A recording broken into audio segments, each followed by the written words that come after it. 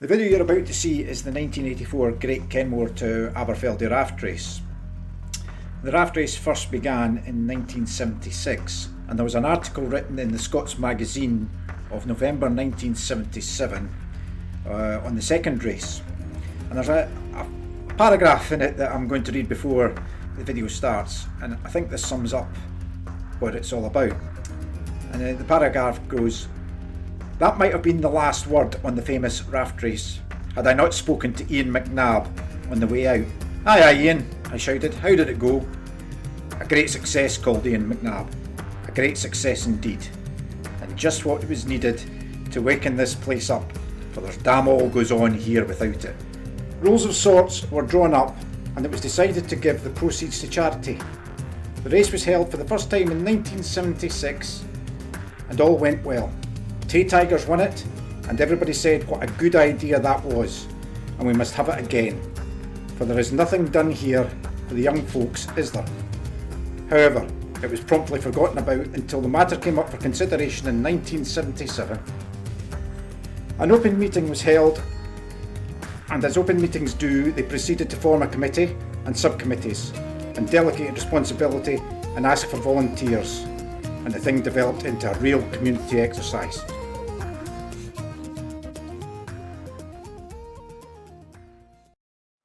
It's a great day for it. The best raft win. Here. Hello, Angus. Are you on this? No. That's Charlie's.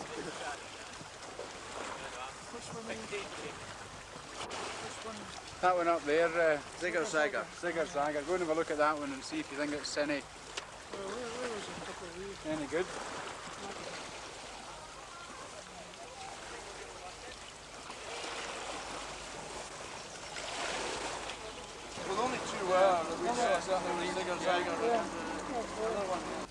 Okay, tell us what you think of the raft race, Alan. I think everything's going great so far. You know, the Any rafts pro- are more or less all in position by now, and weather's kind to us again, and I think we're in for a great day. And I'm sure, by the look of things, we've got a bumper crowd here too. Good. Okay? We'll see you later, see what you think of it all, then, Okay, Alan. bye for now, David. What we're going to do, Mr. McPherson, is out there, up the front of the 130 rafts, wheel around into the middle, wave a little flag, the cannon goes off. Where is it cannon? It's on that island. Oh, I see. You can see it just at the tip. In And case of they'll hear it or will they see the puff of white or whatever? well, the cannonball will miss it. So then they'll be off they go. I think the favourites from Tell me what, Liverpool. in terms of the weather, what's it like? I mean, are you going to get a smooth passage? I don't mean us, I mean the rafts. I'm trying to think there'll be a bit of a hassle for You them. think so? It'll be a tough pull across the space. So you feel it's the more experienced raft people is going to do this? The more experienced rafters will get there to go out the river first, I think, and then the tail end challenge. Will the weather hold? I've been trying to think. Good. The construction of the rafts were a bit, what we should say, open to interpretation.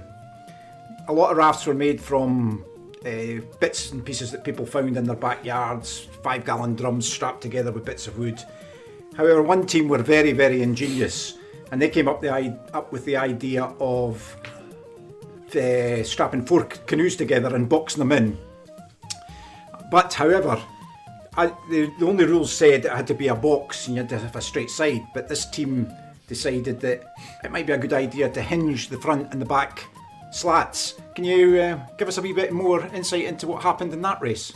Well, it was quite something because, I mean, the raft was built by Rannoch School and a private school at Kinloch Rannoch, and it was ingenious. So once the race started, they lifted the front and back and off they went as if it was 4 canoes paddling down the river, and they won the race without any problem whatsoever. But the committee at that time decided that it wasn't seen to be fair and disqualified them. Yeah, going back to Aileen Craggan winning that race, the original concept for the race came around from a challenge between the 2 local hotels, Aileen Craggan and Cosheyville. Now, did they race themselves without any other invites prior to 1976, or was 1976 the first race between... I think 1976 was the first race, but word got around that there was going to be a race, so the other teams joined in. Yeah, but after the skullduggery of, shall we call it skullduggery? Maybe that's a bit harsh, but the ingenuity of the committee decided that they would enforce a far stricter set of rules, and each raft had to be scrutinised prior to going on the race. Was that correct? Yeah, the week before, every raft had to appear and get scrutinised by a team of judges, and measured that had to be no more than 24 feet long and 4 feet wide. That was the restrictions of the race.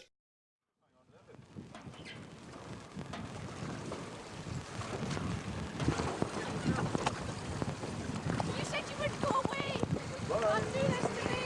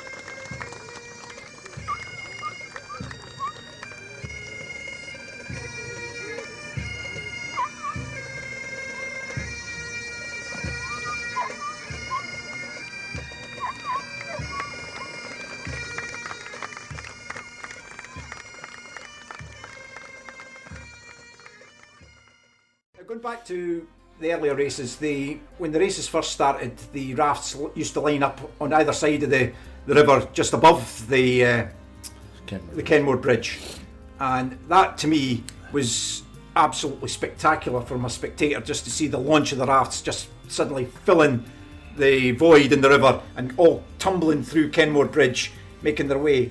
But I suppose on safety grounds, when the number of rafts increased, they had to think of a more suitable start. So could you maybe tell me what happened there? Well, once the entry got over 100, we decided to go to the other side of the loch at Kenmore and start the race from there instead of starting it in the river.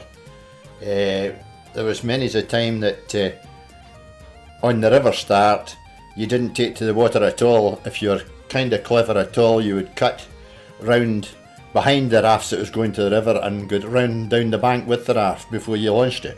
So let me just hold you there a minute. So what you're saying is, the gun went, the rafts all suddenly went into the river, but you and your team thought, hang on a minute, we'll let them all go and get pandemonium. So we picked up the raft and ran down the back of them and then joined the river in front of them. That's true.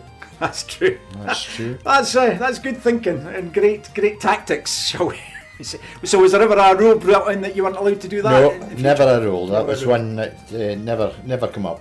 So I suppose when you think about it, the place that you got, it was all randomly drawn out of a hat. So if you were on either side of the river and drawn at the back, you were at a bit of a disadvantage.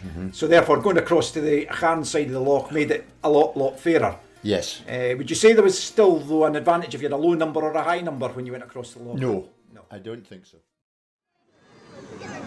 Secret School's not doing very well. Oh, I bet she is. No, we really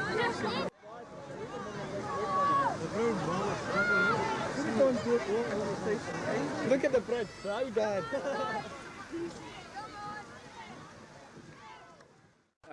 The sight and sounds beforehand, hopefully in the videos that people will see that I put on the web, they were really hard to comprehend, and we were always fortunate that we passed the local trouble spot called the Chinese Bridge before all the melee and crashes happened, because we tended to be in the first 5-6 rafts that went through and had a fairly clear progress down. Now, is it true, or was it known, that you and a few of the team used to float down the river from Kenmore down through the Chinese bridge with your life jackets on, trying to navigate, find the best path to take the rafts through? Can you maybe expand on that a bit more?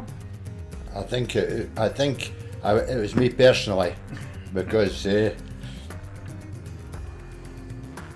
I really wanted to know where to go and how to get there, and I done that every year after we went on as a race.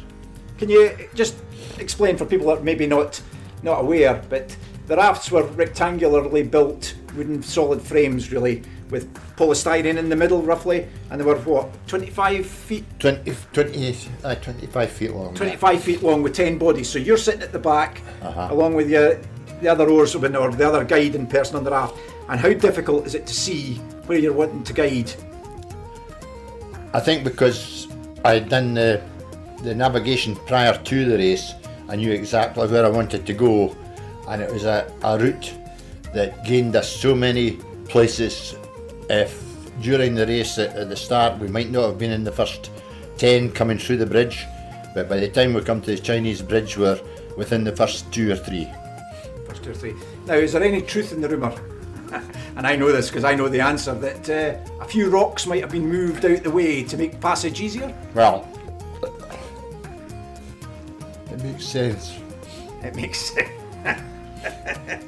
Yeah, I can concur that maybe there were a few rocks moved out the road to ease passage on race day.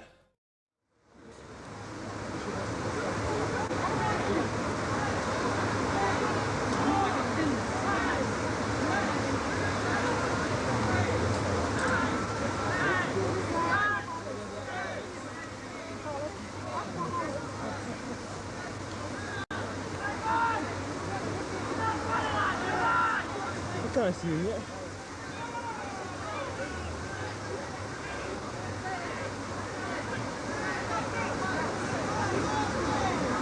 There's one with a puncture.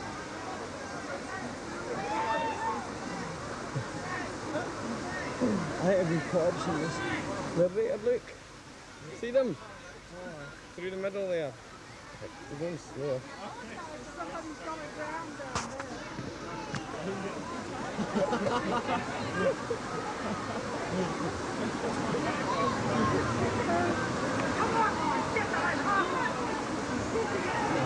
There's going to be such a foul. Come on, idol. Come on, I did.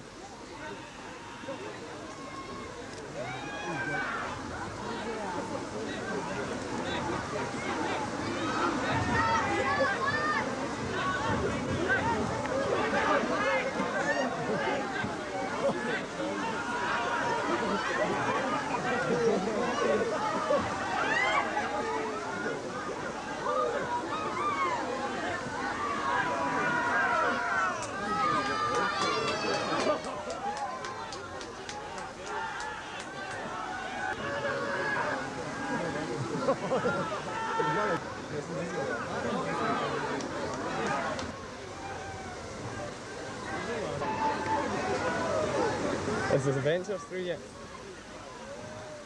River water is low, isn't it, really?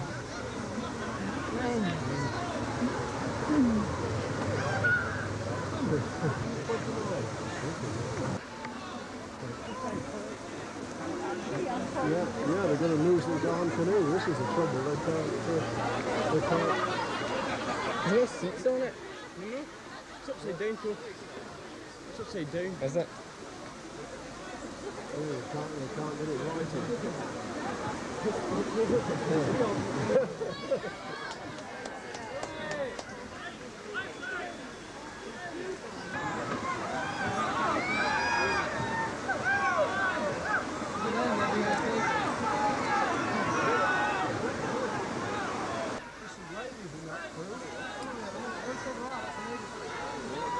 Well, some of them are. I don't know about the lot.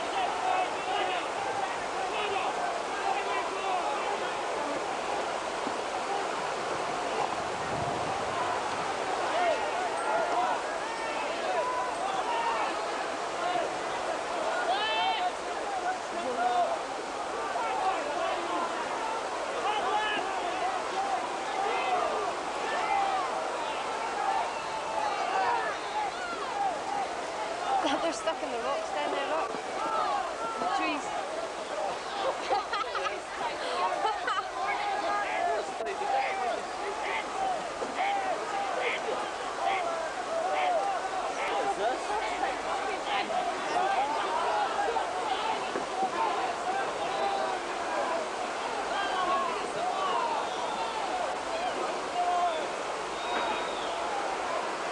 Oh, here's somebody coming.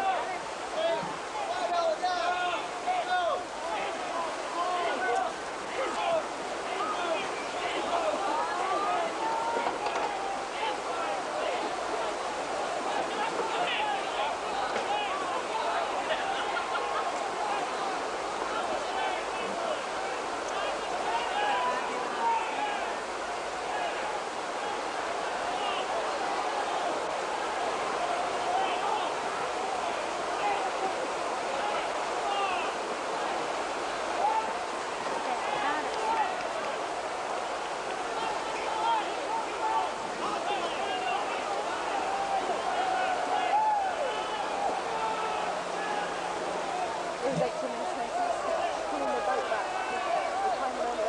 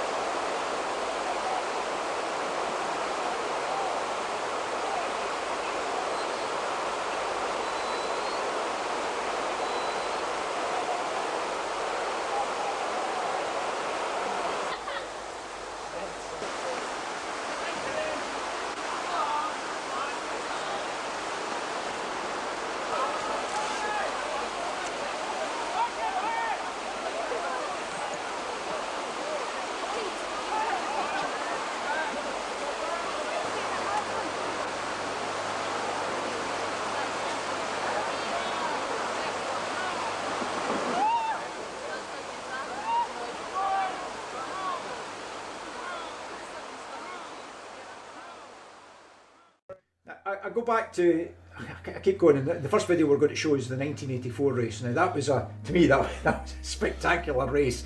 We were aiming to win the surf championship that year because Sundancer had won it in 1983, and we'd been doing a lot of river racing, and we weren't really, we were second a couple of times that year, and it felt like we weren't really getting close to Sundancer.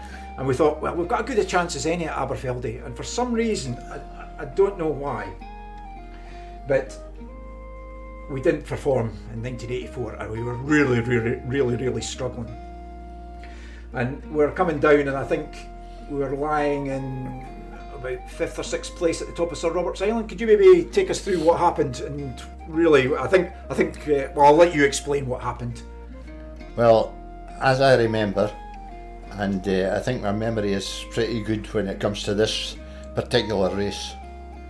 We were coming down 5th, Sundancer were away, they were away home and dry, and we come down to the Bullfrack Straight, and I can't remember. However, there was 4 of us going down, and at that time the lady, it was on the raft, which she was compulsory, and one crew member had to run through the St Robert's Island and come out at the far end and get through the bridge.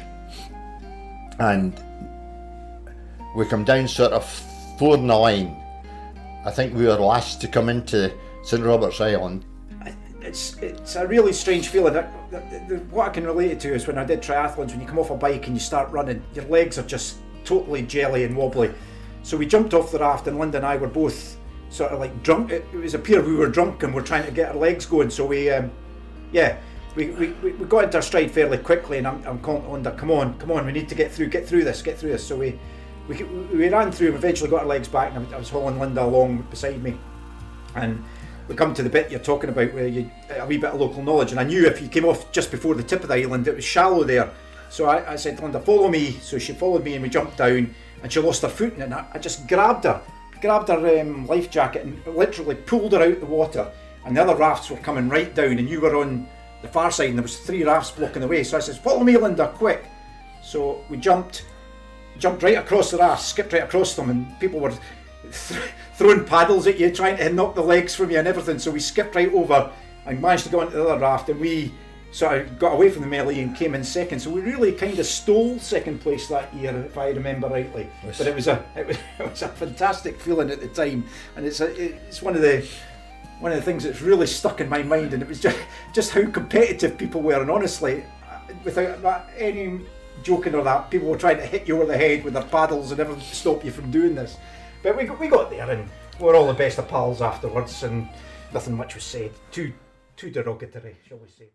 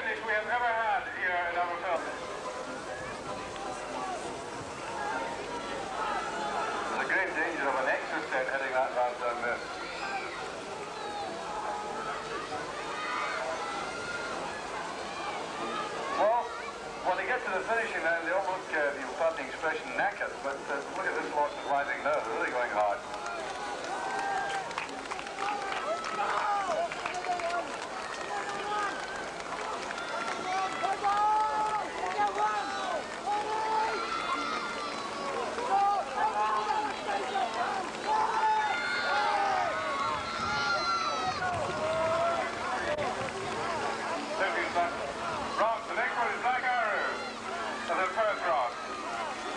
Number 74.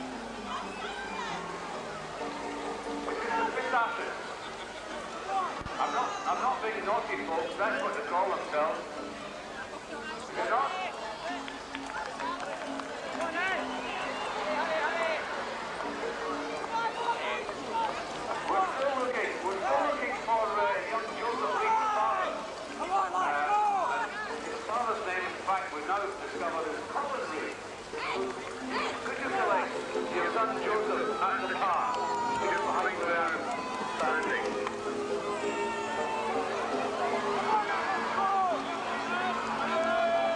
Colin Reid to pick up Joseph Reid at the car here. And 66. I mean, it's narrowly got through. Here comes the whole bunch forward. You can see why these people haven't won the race. The patterns all over the place. Get it together, lads. 1, 2, 3, 4. 1, 2, 3, 4.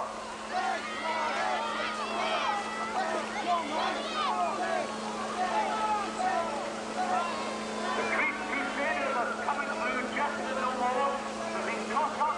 The brown bombers catching up. Can't see the number of that blue raft in the middle. But I think the Greek, that's the Van Eagles one.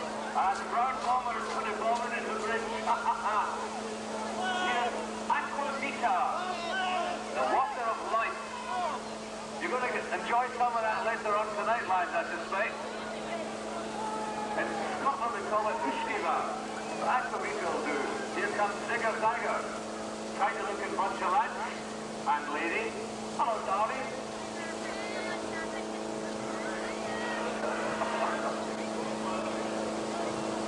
It's a bit of a smash up here. Can't quite see what's happening, but people I think have been bumping into the bank. I think probably the water is very shallow due to the lack of rainfall in this magnificent sunny country of ours. Scotland, the sunshine place. Forget all that Majorca rubbish. This is where to be at. They've got themselves successfully off the bank. Paddlers are the clappers. Can't quite see yet. Your strokes are too short, lads. Dig in. 1, 2, 3, 4. Oh, they're doubling up the tempo. I just lost it. The Tayside Flyers are not flying too far today. Here's a wee shower for you. A wee shower for a big shower. Oh, I see you've got the guys missing. Or is that the first class seats and maybe they can afford them? Here comes the 112. All over the place. Very smart life jackets though. Not a lot of life in them, but the life jackets are pretty smart. There's another couple of crew there that are missing.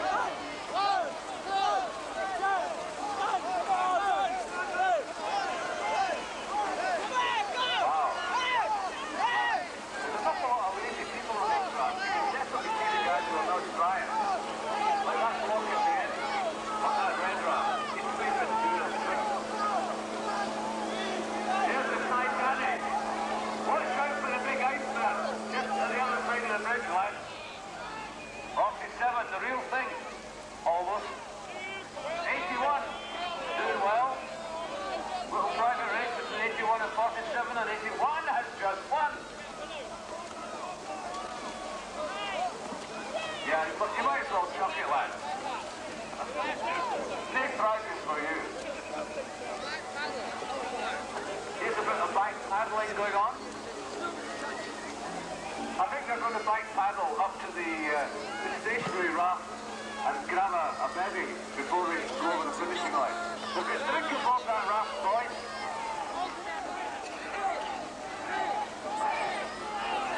No, you can't make the boobies rise, lads. Now, isn't that? Oh, the Glasgow Polish are well down the list. Magic. Ha, ha, ha.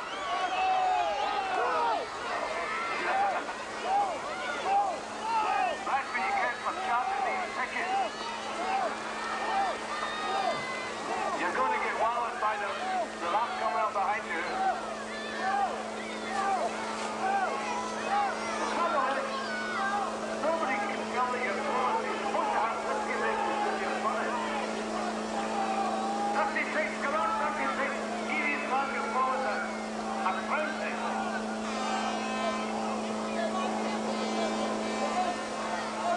just as well I don't drive otherwise. Here's the Northeast. The Northeast raft on the river. Number 25.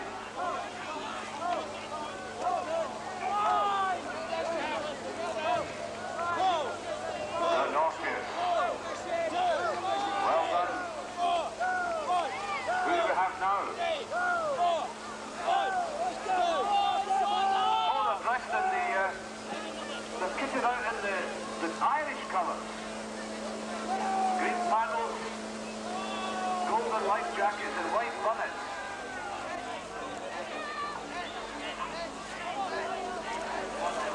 Yeah. 42 rafts have crossed the line so far. And they're coming now thick and fast. Thick and fast. And talking about thick and fast, I'll hand you back to John Reed. Thank you, Robin. Robin's in his store with us. He comes out here. Actually, punishing the rock on the Saturday night. Goes to bed very briefly and then Sunday morning.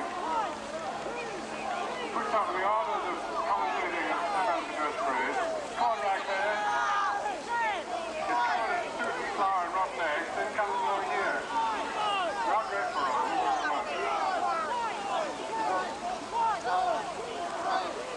These are people looking rough. Number 23, Phoenix. From Canadian.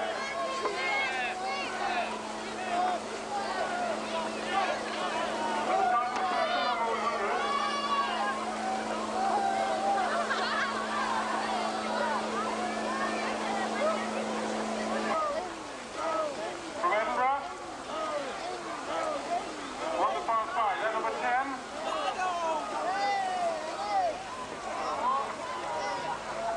Having a bit of trouble.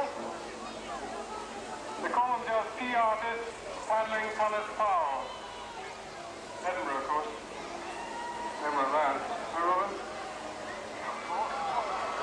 Was on wheat, botanic flower and botanical flowers. Number 6, Jammy Dodger. Taking it very easy. Shares pale yellow and blue. Yellow Peril, whatever that is. And you had a curry last night, man.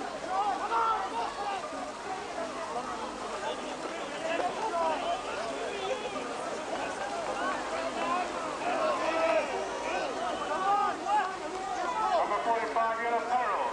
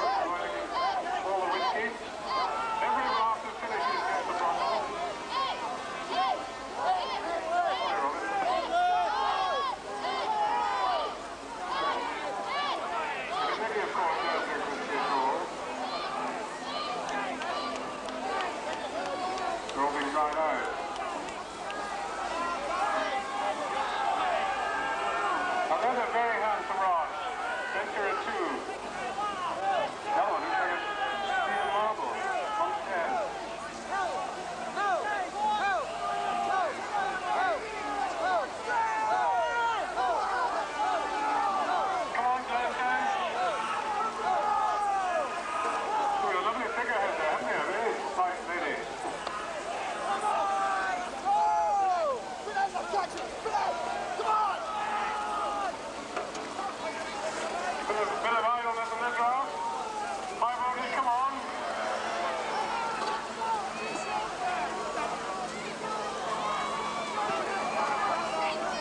Oh, they're setting champagne up there now. I would think it's going to be a battle royal up there at some stage. I would think, oh, there's Keith and Cream. Monkey, who's about to become a daddy any minute. A bit of luck. There's him going to it.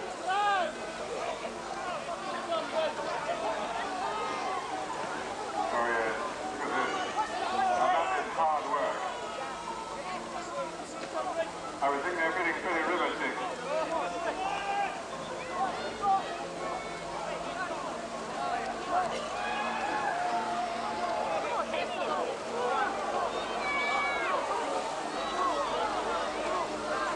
Not really paddling in tunnels, but really tired. Confidence. Keep it going.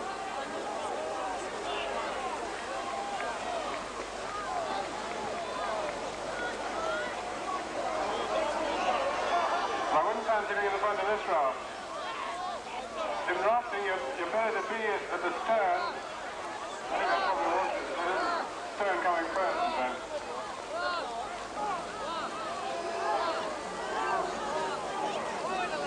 I think Haley McBride is our favourite gunner.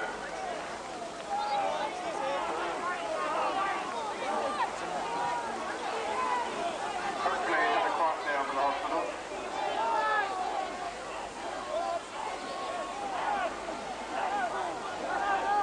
Now here's another contest between 70 and 67. Can 67 overtake them?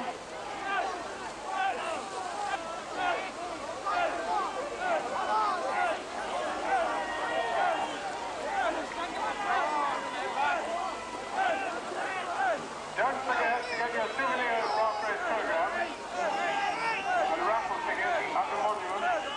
Don't time to buy a t-shirt. No self-respecting person has seen at any of the bars. I'm not wearing a t-shirt. Show your appreciation of this hard work of the community. And of course, the absolute rafters themselves, the effort and work that goes into building these rafts, including the individual teams. Everybody has their own idea of what a raft should be like. But there is a similarity between most of the rafts around here.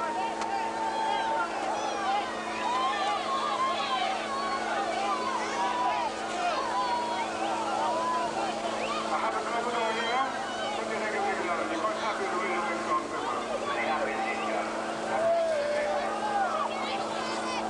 Today also, Commodore is going to jump for the bridge. With a bottle of whiskey in his hand, by the time he hits the river, he'll follow it. If he can't do it, I'm afraid, it's not much of a Commodore. It's one of the new traditions that we're just launching this year.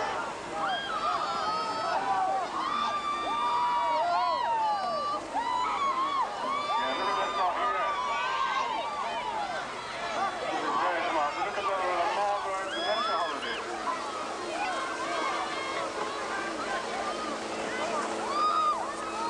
Here's the Iron Lady. What is the scooping over there?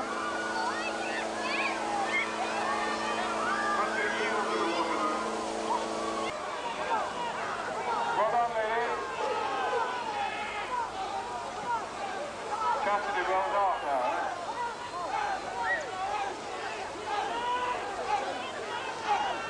Those chaps kneeling on the back of that raft will be very, very sore indeed, I'm telling you. They might even fall off here. I wish I would fall off.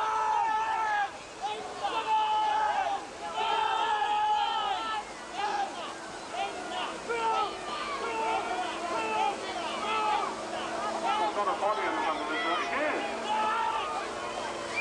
Why are you throwing in the river? What's the tempo is wrong? What the hell is down the lady? She's absolutely exhausted, poor girl. She should be. As the teams come in, we give them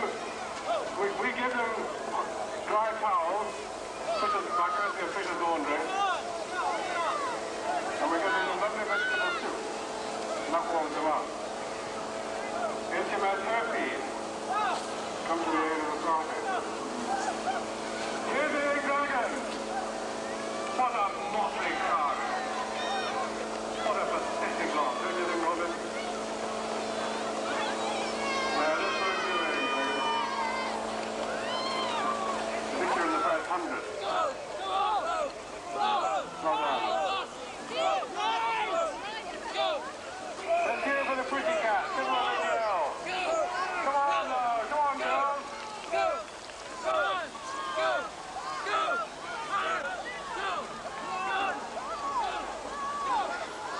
Just Cunningham is now making his way to the ladies' changing room.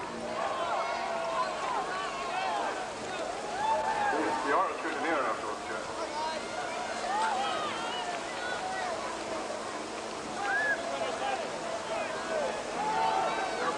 Standard part, I thought they must have stopped off on the way down, I think.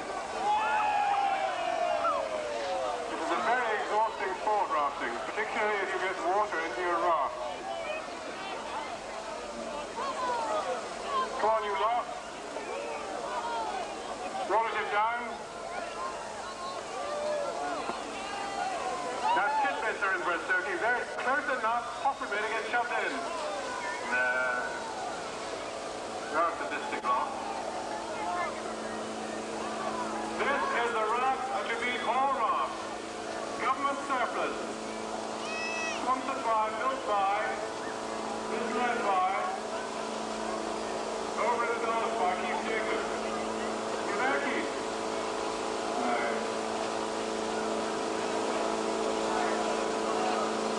Connie Gore.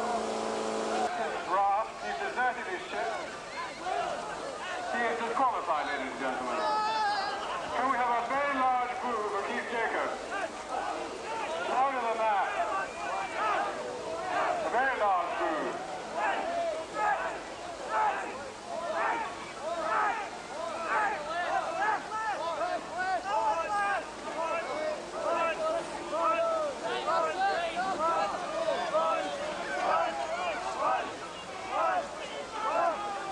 Well, these people are all, perhaps these people haven't been in the raft race before, but I'm sure they'll be quite keen to do it again. The finish is sensitive. The one Keith up now with the raft.